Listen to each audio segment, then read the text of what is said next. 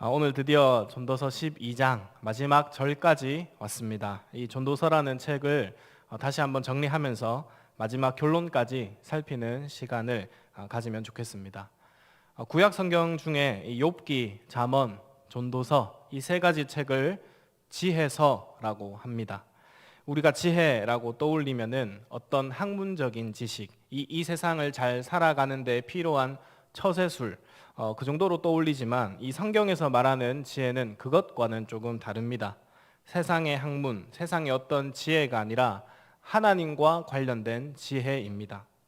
모든 만물을 주관하시는 하나님을 바르게 인식하는 것, 그리고 그 주님 앞에서 내가 어떤 존재인가를 바르게 인식하는 것, 마지막으로 하나님의 다스림 앞에 내가 어떻게 살아가야 하는가를 깨닫는 것, 그것들을 이 지혜라고 할 수가 있습니다.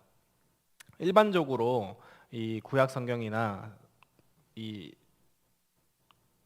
성경을 보면은 이 지혜라고 하면은 하나님이 어떤 정해 주신 규칙을 따르는 것이 지혜이고 그 결과로 복이 따라온다, 복을 받게 된다라고 되어 있습니다.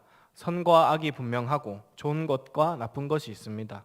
이 선과 좋은 것은 복을 받게 하고 악과 나쁜 것은 벌을 받게 합니다. 그래서 의인과 지혜자는 복을 받는다 가르치고 있습니다. 뿌린 대로 거두는 인과응보인 것이죠. 이것을 이 잠언을 통해서 배울 수 있는 지혜라고 할 수 있습니다. 그래서 잠언은 굉장히 낙관적이고 직관적인 인과응보적인 규범적인 지혜를 우리에게 교훈합니다. 뿌린 대로 거두고 또 콩 심은 데 콩 나고 팥 심은 데 팥 난다. 이런 법칙처럼 권성징악의 법칙처럼 탁탁 떨어집니다. 그런데 이 욥기라고 하는 지혜서는 이 인과응보에 예외가 있다라는 것을 보여줍니다. 의로운 자의 고난이라는 소재를 통해서 우리의 인식과 지혜를 넘어서는 하나님의 오묘한 신비가 있음을 교훈합니다. 이 마지막으로 우리가 보고 있는 이 전도서는 이 선과 악, 좋은 것과 나쁜 것, 그 의미 자체에 의문을 제기합니다. 전도서는 굉장히 냉소적으로 앞에 이런 모든 규범적인 지혜이든 예외적인 지혜이든 인과응보이든 결국에는 다 해벨이다. 모든 것이 다 헛되다. 그렇게 결론을 내면서 이 세상 모든 것들이 다 해벨임을 깨닫는 것이 지혜라고 가르치고 있습니다. 그래서 이 전도서에서 말하고 있는 이 해벨들의 의미를 우리가 잘 이해하고 깨닫는 것이 참 중요합니다. 오늘 전도서를 마무리하면서 이 헛됨, 히브리어로 헤벨의 의미를 이 세 가지 정도로 정리를 해봤습니다. 첫 번째 헤벨의 의미는 자막이 의미는 짧다입니다.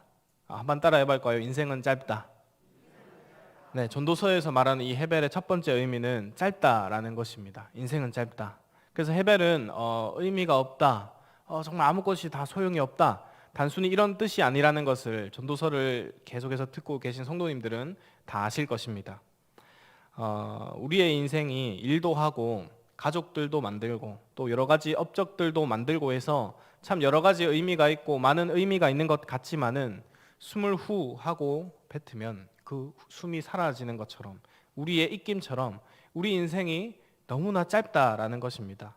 정말로 있기는 한 건데 숨처럼 짧고 잡을 수도 없는 잠깐이면 사라질 인생이 바로 이 헤벨, 우리의 인생이라는 것입니다. 특별히 1장에서 이것을 많이 강조했습니다. 1장 4절에 한 세대는 가고 한 세대는 오되 땅은 영원히 있도다. 이 한 세대가 왔으면은 그 다음 세대가 또 살다가 그 다음 또 다음 세대가 온다 이렇게 해야 되는데 한 세대는 가고 한 세대는 오는데 결국에는 땅만 영원히 남는다 말씀했습니다. 이 피조물의 세계가 인간 중심으로 이야기되는 것이 아니라 인간은 그저 조연처럼 왔다가 가는 아주 짧고 연약한 존재로 인간을 표현하고 있습니다. 인간이 이 땅에서 영원한 존재인 것처럼 살아가지만은 인간은 그저 잠시 왔다가 가는 짧은 숨과 같다라는 것이죠. 또 다른 자연 만물을 통해서도 이것을 강조했습니다. 해가 동쪽에서 떠서 서쪽으로 지고 다시 동쪽으로 뜬다. 바람도 남과 북으로 여러 가지 방향으로 도는 것 같지만은 다시 불던 곳으로 돌아간다. 강물이 계속 순환하여 흐르는 것 같지만은 결국에는 다 바다로 흘러간다. 이 자연 만물은 막 변하는 것처럼 보이지만은 하나도 변하지 않고 그대로 있다라는 것이죠. 반면에 자연은 그대로 있고 영원히 있는데 누구만 가고 누구만 변하는 것입니까? 바로 인간만, 우리만 가는 것입니다. 해 아래 인간은 그 어떤 만물보다도 바쁘게 움직이고 수고하지만 그 인생이 너무나 짧아서 인간의 그 어떠한 수고도 무익하며 어떠한 유익을 만들어낼 수 없다라는 것입니다. 그렇다고 이 인생이 더덥고 허망하고 짧은데 그러면 그냥 대충 살다가 죽어라고 이 전도자가 우리에게 교훈을 하는 것이 아닙니다. 이처럼 인생이 짧고 더덥기 때문에 더욱더 이 헛된 것에 인생을 낭비하지 말라라는 것입니다. 헛된 자세로 살아가지 말라는 것이죠. 이 인생이 짧다라는 것을 깨달은 자만이 더 의미 있고 더 가치 있고 더 중요한 것이 무엇인지 알게 되는 것입니다. 세상 사람들에게는 이러한 지혜가 없습니다. 이 땅에서의 삶이 마치 끝인 것처럼 영원한 것처럼 헛된 것에 많은 에너지를 쏟고 목숨을 걸고 살아갑니다. 하나님 없는 이 해 아래의 모든 것이 헛된지를 모른 채 헛된 것을 잡기 위해서 살아갑니다. 전도서 표현으론 바람을 잡는 것처럼 사는 것입니다. 헛된 것만을 계획하고 헛된 것만을 추구합니다. 그것이 돈이든 명예든 무엇이든지 말입니다.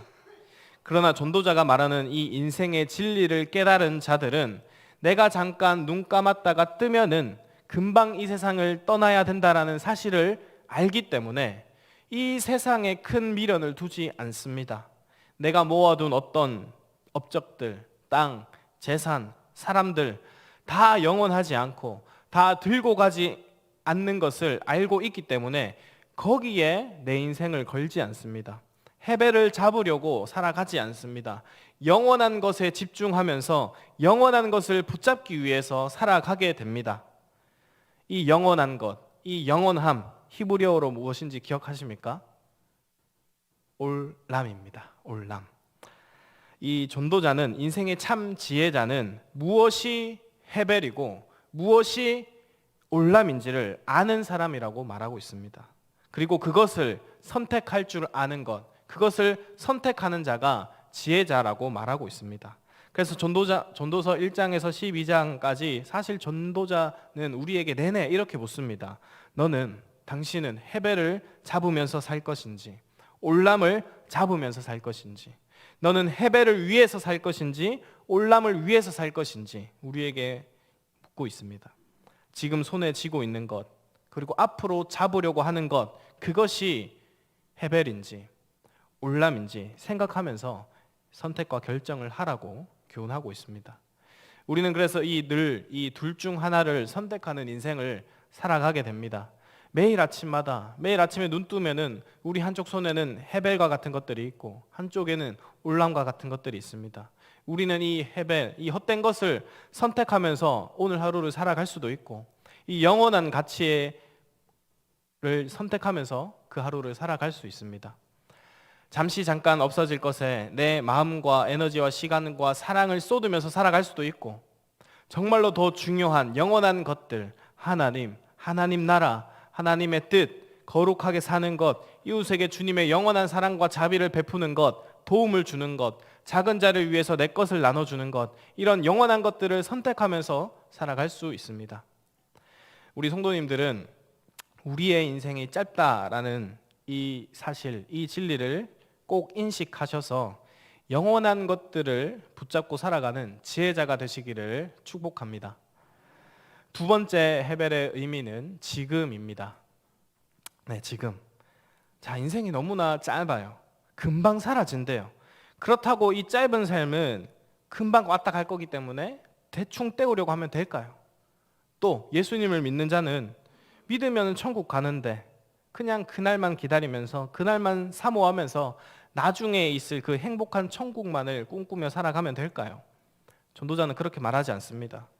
오히려 이 인생이 짧기 때문에 지금을 충실하게, 지금을 충만하게 살라고 권면하고 있습니다. 주님이 우리에게 이 인생을 선물로 주셨습니다. 우리가 영원한 나라에서 영원하게 살아가게 될 건데 그 영원한 나라를 경험하기 전에 이 해 아래의 인생을 경험하는 것을 우리에게 선물로 주셨습니다.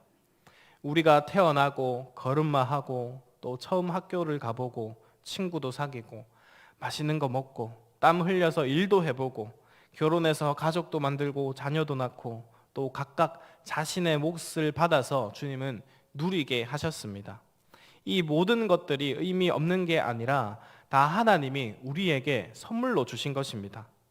하나님은 우리가 이 짧은 인생을 살면서 그 모든 순간순간을 최대한 누리고 최대한 행복하기를 원하셨습니다. 주님이 주신 선물을 최대한 즐거워하며 기뻐하기를 원하셨습니다. 그것을 이 전도서를 읽어보면 너무나 많이 나와요. 특히 3장 12절 13절에 사람이 사는 동안에 기뻐하며 선을 행하는 것보다 더 나은 것이 없는 줄 내가 알았고 사람마다 먹고 마시는 것과 수고함으로 낙을 누리는 그것이 하나님의 선물인 줄 또한 알았도다. 또 5장에도 보면은 사람이 하나님께서 그에게 주신 바 그 일평생 먹고 마시며 해 아래에서 하는 모든 수고 중에서 낙을 보는 것이 선하고 아름다움을 내가 보았나니 또 19절에 능히 누리게 하시며 제 몫을 받아 수고함으로 즐거워하게 하신 것은 하나님의 선물이라. 또 8장에서도 보면은 이에 내가 희락을 찬양하노니 기쁨을 찬양한다는 거죠. 이는 사람이 먹고 마시고 즐거워하는 것보다 더 나은 것이 해 아래에 없음이라. 또 9장에서도 계속해서 말하고 있는 게 인생을 즐겨라. 네가 받은 복을 최대한 누려라. 행복해라. 계속해서 말씀하시고 계신 겁니다. 전도자는 헛됨을 말하는 것만큼 즐거워해라. 즐거워해라. 누려라. 먹고 마셔라. 계속해서 강조하고 있습니다. 주님은 이 짧은 인생 가운데 주님이 우리에게 어떤 몫을 주셨을 때 그것을 최대한 기뻐하라 하십니다. 우리가 주님이 주신 그것을 통하여 기뻐하면은 그것이 바로 하나님의 영광이 되는 것이고 하나님을 영화롭게 하는 것입니다. 웨스트민스터 소요리 문답 1문 1답 다들 아시죠? 이렇게 묻죠. 사람의 제일 되는 목적이 무엇입니까? 사람의 제일 되는 목적은 하나님을 영화롭게 하는 것과 그를 영원토록 즐거워하는 것입니다. 자, 사람의 제일 되는 목적이 하나님을 영화롭게 하는 것입니다. 까지만 있었으면은 우리는 하나님을 영화롭게 하는 것이 무엇이지? 궁금했을 것입니다. 헷갈렸겠죠. 그런데 여기서 답을 줍니다. 여기서 그를 영원토록 즐거워하는 것, 하나님을 즐거워하는 것이 하나님을 영화롭게 하는 것이다 말씀하고 있습니다. 그런 성경적인 답을 이 신학자 이 웨스트민스터의 정리가 잘 되어 있는 거죠. 하나님을 영화롭게 하는 것과 우리가 하나님을 즐거워하는 것이 각각의 분리가 되어 있는 게 아니라 똑같은 거구나, 하나인 거구나. 내가 하나님을 즐거워하는 것, 내가 내 인생을 즐거워하는 것이 주님께 영광이 되는구나, 주님께 영화를 올려드리는 거구나 알 수 있게 되는 것입니다. 사실 우리가 뭐를 만들어서 무슨 예배를 잘 드려서 그 어떤 제물을 드려서 하나님을 기쁘게 하실 수 있을까요? 우리 인간 편에서 무언가를 만들어내서 주님께 기쁨이 될 만한 것들은 사실 아무것도 없습니다. 그저 우리가 받은 은혜와 주님께서 주신 모든 이 선물로 주신 것들에 대해서 감사하며 즐거워하며 주님께 나아가는 것, 그것이 바로 우리 주님을 영화롭게 하는 것입니다. 호세아에서 이렇게 말씀합니다. 호세아서 6장 6절에 나는 인애를 원하고 제사를 원하지 아니하며 번제보다 하나님을 아는 것을 원하노라 말씀하셨습니다. 하나님은 우리의 어떤 제사나 예배보다도 인애, 우리가 하나님을 사랑하고 하나님을 바르게 아는 것을 원하신다고 하십니다. 내가 지금 먹고 마시고 누리고 또 사람들과 교제하고 일하고 하는 모든 것들이 내가 만들어낸 것들이 아니라 하나님이 주신 선물임을 알고 모든 것들이 다 하나님으로부터 나왔다라는 것을 알고 즐거워하며 기뻐하며 살아갈 때 우리는 이 짧고 헛된 세상 가운데 주님이 기뻐하시는 삶을 살아갈 수 있게 되는 것입니다. 그러니 바울의 고백처럼 항상 기뻐하십시오. 쉬지 말고 기도하며 감사하십시오. 그렇게 살아가시기를 축복합니다. 무엇을 먹고 마시든지 무엇을 하든지 다 하나님의 영광을 위하여서 사시기를 축복합니다. 나한테 지금 없는 거, 부족한 거, 결핍된 거, 그것을 구하다가 이 짧은 인생 늘 슬퍼하며 낙담만 하면서 살아가는 게 아니라 지금 나에게 있는 작은 것이라도, 이 먹을 것이라도, 좀 부족해 보이는 영역들이 있어도, 좀 부족해 보이는 남편과 아내와 자녀들이 있다 할지라도 이 모든 것이 다 주님의 손으로부터 나왔다는 것을 인정하며 감사하며 하나님께 영광 올려드리기를 축복합니다. 자, 마지막 전도서의 두 구절입니다. 오늘 본문이자 전도서의 결론이라고 할 수 있습니다. 사실 이전에도 계속해서 전도자가 결론처럼 강조했던 말씀입니다. 바로 헤벨의 마지막 의미, 인생이 짧고 헤벨이기에 오직 여호와를 경외하라 라는 것입니다. 헤벨의 마지막 의미입니다. 여호와를 경외하라. 12장 13절 말씀입니다. 함께 읽겠습니다. 시작. 이래 결국을 다 들었으니 하나님을 경외하고 그의 명령들을 지킬지어다. 이것이 모든 사람의 본분이니라. 이래 결국을 다 들었다. 이 말은 지금까지 해 아래 모든 것을 다 관찰해보고 내가 노년이 되었고 이 죽기 전에 다 누려보고 다 깨달아 봤는데, 지켜보고 연구해봤는데 결론은 딱 하나라는 것입니다. 바로 하나님을 경외하라라는 것입니다. 경외가 무엇입니까? 쉬운 말로 두려움입니다. 두려움. 하나님을 향한 이 두려움을 말하는 것이죠. 그런데 그 하나님을 향한 두려움이 어떤 독단적이고 위협적인 어떤 신에 대한 공포가 아니라 오히려 사람이 스스로의 한계 상황을 인식하고 깨닫게 되는 자발적인 공경의 태도라고 할 수 있습니다. 이 전도자는 이 인생을 살펴보고 살아보니까 때로는 이해할 수도 없고 선과 악의 구분도 잘 안 되고 악인이 더 잘 되는 것 같은 현실들 앞에서 정말로 이 인생들이 짧구나, 바람과 같구나, 또 허무해 보이는구나, 그 한계의 끝에서 오히려 주님을 발견하게 된 것이죠.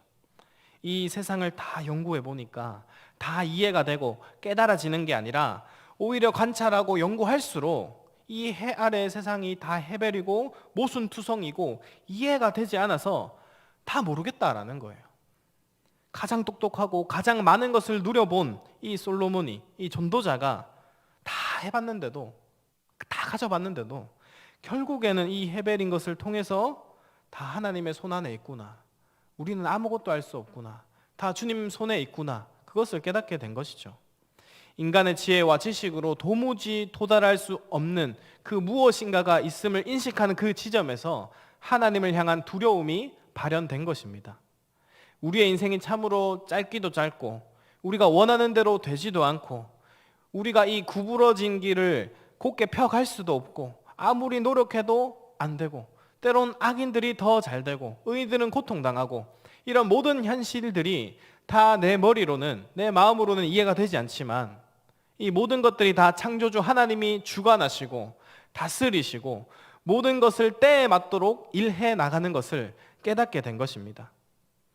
그래서 주님이 주신 이 짧은 인생, 주님이 주신 것을 겸손하게 누리며 감사하며 기뻐하게 되었고 결국 우리의 인생은 결국에는 다 돌아가서 주님 앞에 서게 된다라는 것을 알게 되었습니다.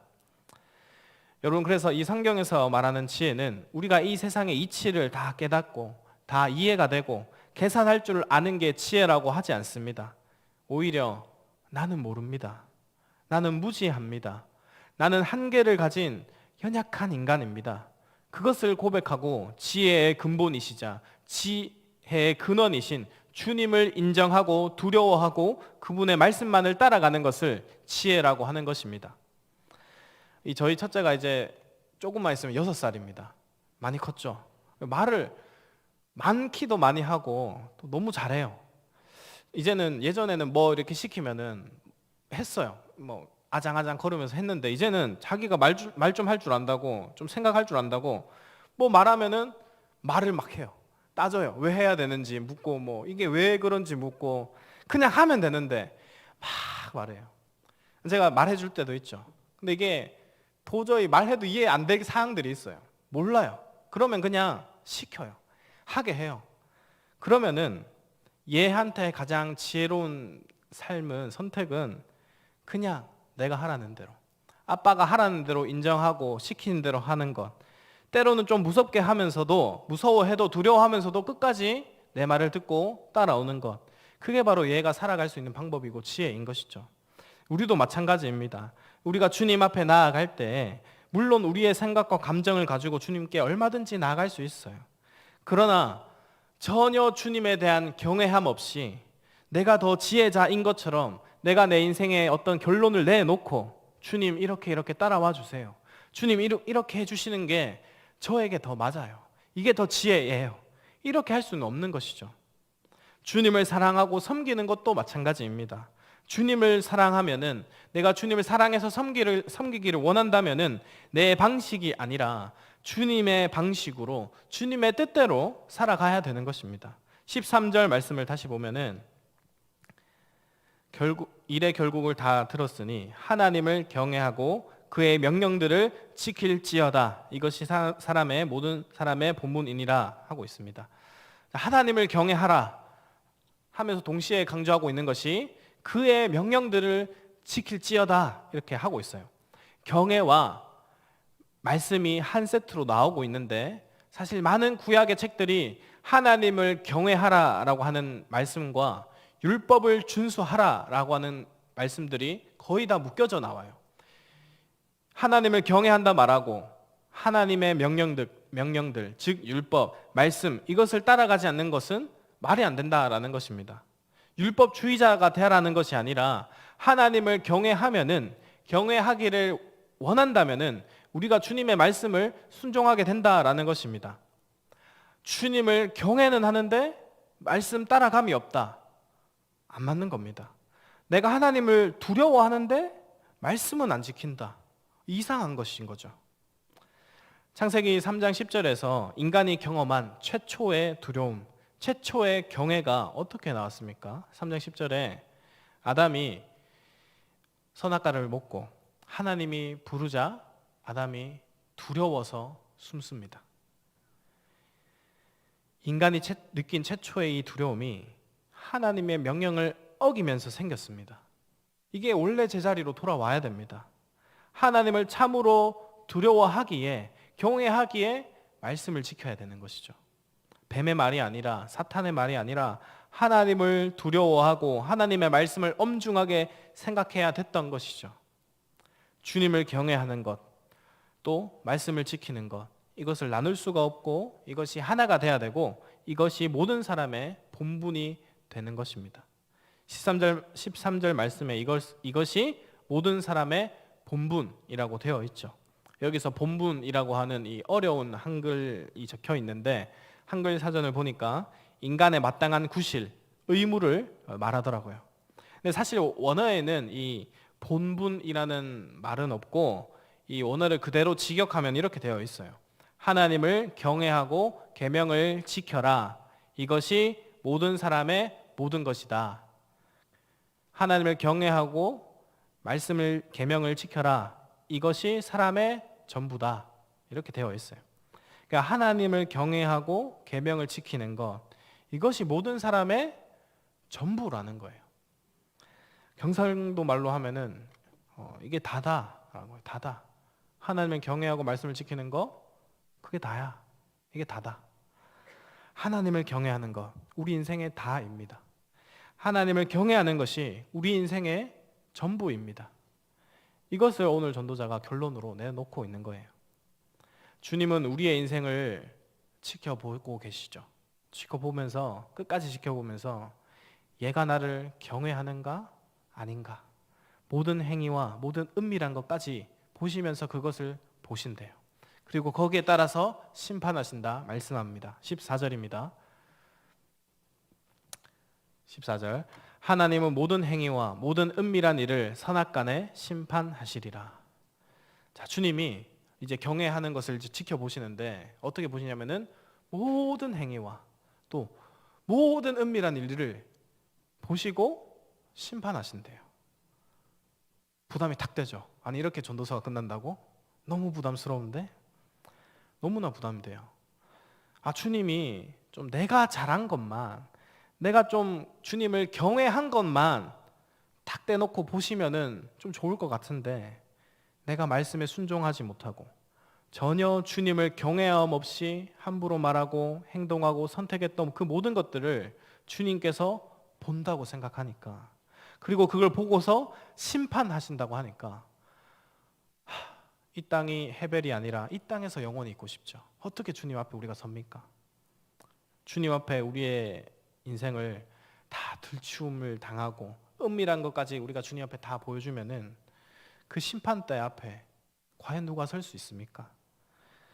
이 청문회만 봐도, 인간이 하는 청문회만 봐도 얼마나 이 사람을 흠을 들추기 위해서 약점들, 부족한 것들, 문제 삼을 것들 막 친척 팔천까지 막 뒤져가지고 막 공격을 하잖아요. 거기서 살아남은 사람을 거의 본 적이 없는데, 모든 것을 다 아시는, 그것을 은밀하게 다 보시는 그 주님이 우리 앞에서 심판하신다라고 하면은 그것이 얼마나 두렵고 무섭겠습니까? 그런데 주님은 그 사실을 이미 다 알고 계십니다. 우리가 그렇게 못 살 거 다 알고 계세요. 의인은 없나니 하나도 없다라고 하셨습니다. 주님 앞에 의롭다 평가받을 수 있는 사람은 아무도 없는 것이죠. 주님이 원하셨던 그 경외함으로 살아간 사람 결코 없을 겁니다. 그냥 주님이 우리를 들추시면은 우리는 그냥 지옥 가야 됩니다. 주님의 벌을 마땅히 받아야 되는 게 우리의 모습입니다. 우리가 주님 앞에 대하는 태도, 마음, 경외함인 것이죠. 그러나 해 아래 죄만 짓던 우리에게 해 위에 계시던 분, 빛보다 더 밝게 계셨던 찬 빛이신 그 예수님이 우리 위하여서 이 땅에 오셨습니다. 해발같이 짧고 허무하고 연약한 죄인을 구하시기 위하여서, 영원 전부터 우리를 택정하시고 은혜 주시기 위하여서 심판자였었던 그 분이 심판은 받는 자리로 내려오셨습니다.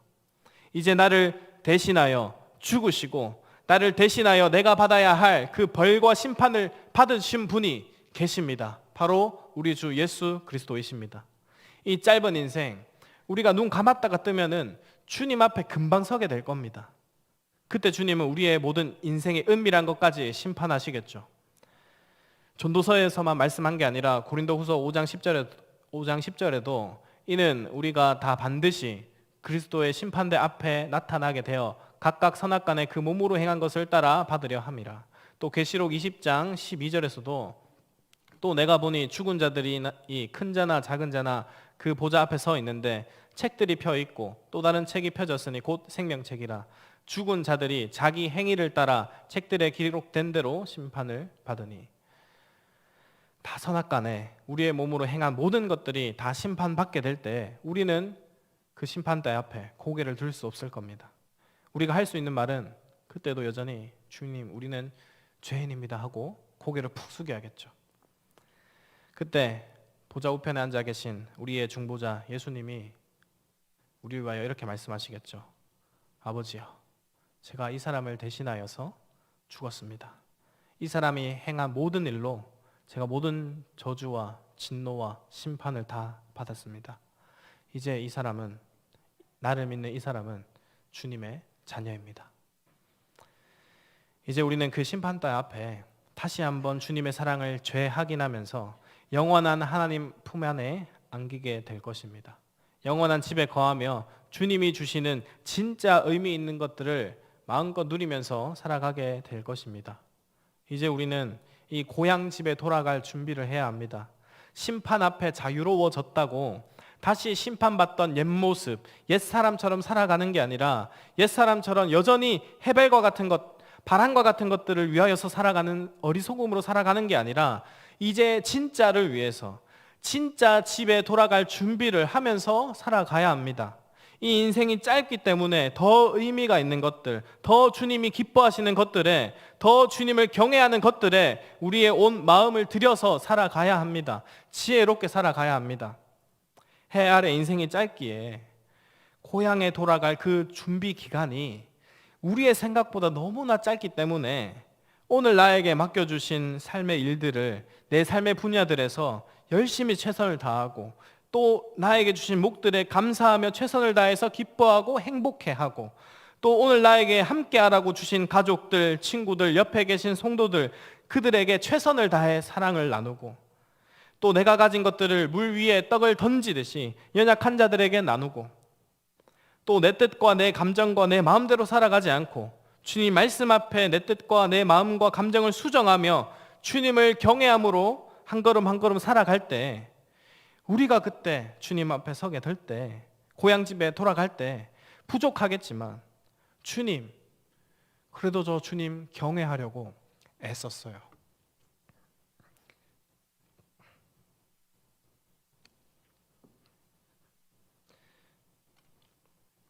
그래도 주님을 경외하려고 몸부림쳤어요.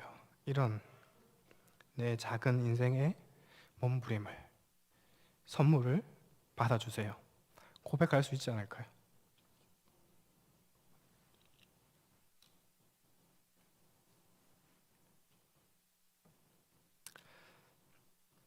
말씀을 마칩니다. 중요한 키워드, 이 헤벨의 의미들을 넓게 살펴봤습니다. 인생은 짧습니다. 그래서 헛된 것, 영원한 것, 그것을 구별하여서 영원한 것을 선택할 줄 알아야 됩니다. 또 인생이 짧기 때문에 지금을 최선을 다해서 누리고 즐거워하고 최선을 다해서 살아가야 합니다. 받은 모든 것들을 다 활용해서 마음껏 살아갈 수 있습니다. 그러나 그 중심에는 언제나 하나님을 경외하는 마음이 있어야 합니다.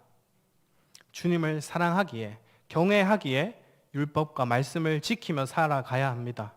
그리고 심판이 있다라는 것을 기억하면서, 이미 용서받은 심판이지만 고향집에 돌아가서 주님께 드릴 작은 인생의 선물을 준비하며 애쓰시는 성도님들 되시기를 축복합니다. 제가 부족해서 이 전도서에 담긴 더 깊고도 무궁무진한 이 진리들을 다 풀어내진 못했을 거예요. 그러나 다시 인생의 쓴맛을 또 이해하지 못하는 헤벨과 같은 사건들, 인생을 만나는 그 순간순간마다 다시 우리 성도님들이 전도서를 피셔서 다시 주님이 주신 이 지혜로 무장하고 이 인생을 주님을 경외하는 인생으로 가득 채워나가시는 드림의 모든 성도님들 되시기를 주님의 이름으로 축복합니다.